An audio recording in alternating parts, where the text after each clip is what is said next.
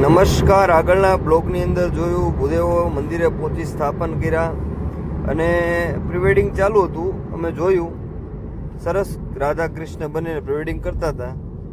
હવે જોઈને પછી ભૂદેવ કહે ચાલો આપણે યજ્ઞ કરીએ. યજ્ઞનો પ્રારંભ કર્યો.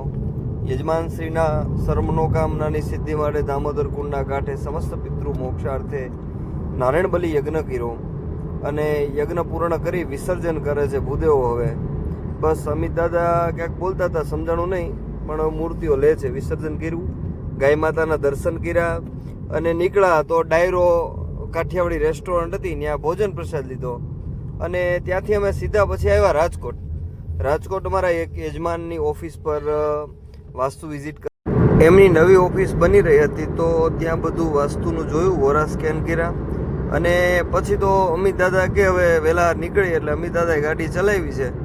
પણ જેવા રોડ ઉપર ચડ્યા ત્યાં ટ્રાફિક હતું. પ્રિયા મેડમ શાંતિથી બેઠા છે. હરિભાઈને કંઈક જોતા હતા, પણ મેં કીધું હેલો બોલો, તો એણે હેલો કરી દીધું અને પછી તો ફરીથી પાછા અમે હાઈવે ઉપર ચડી ગયા છીએ અને કાલ સવારે સુરત